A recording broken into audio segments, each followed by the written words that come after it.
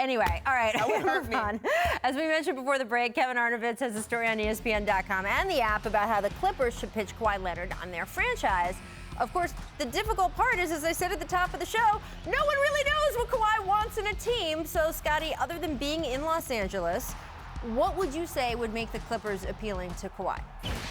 Well, I think that the team roster. I mean, they're a competitive team. They've shown, even in the playoff, that they can compete with Golden State with being a lesser team. So, and you also got a championship coach that you will be playing for in Doc Rivers. So there's some opportunities and some attraction there.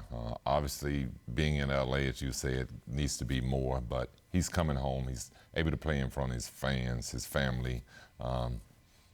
I think that's a lot. I think that's the essence of it. And you know what's really interesting to me? I was trying to think about getting the head of Kawhi Leonard, which is like impossible. Let's be real here. But I just discovered he's only 27 years old. No, it's crazy. He turns 28 on Saturday. I'm 27 years old.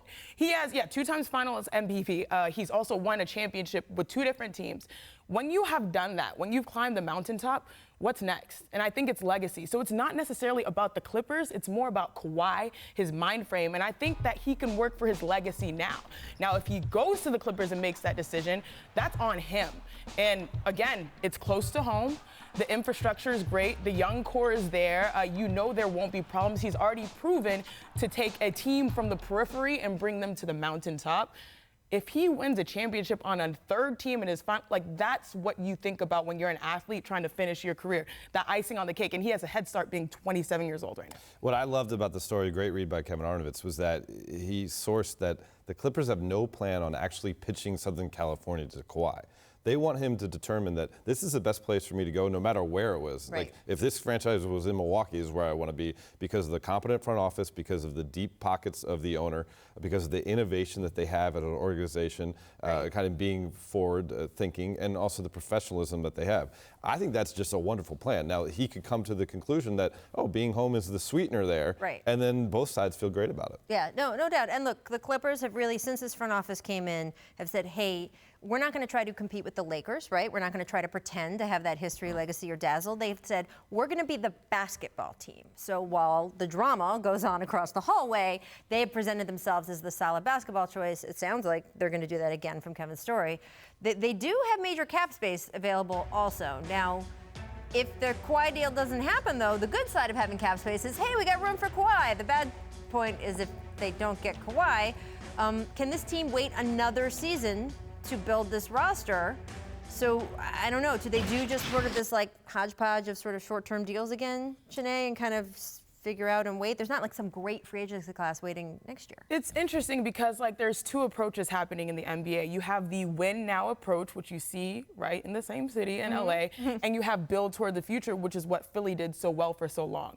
And I feel like if you're not going to get the best available free agent, you've already worked so hard. You listed it, front office, coach, the young guys that are great. You built this great nucleus. Don't blow it up just because you didn't get the number 1, number 2, number 10 guy. Keep building and trust the process again. I think it's those 2 approaches that you have to decide from.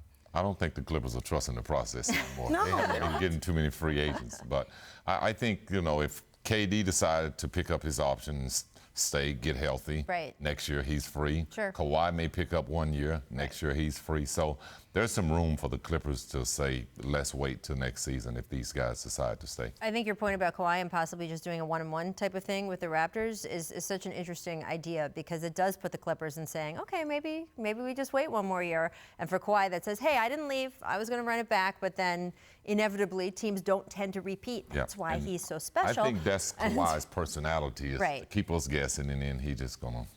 That is his personality. Beast mode. Well, if you're wondering what 2020 free agency will look like, here's a preview of, in fact, who would be unrestricted. Now, this is not this summer. This is different from our usual graphic we've thrown up 300 times.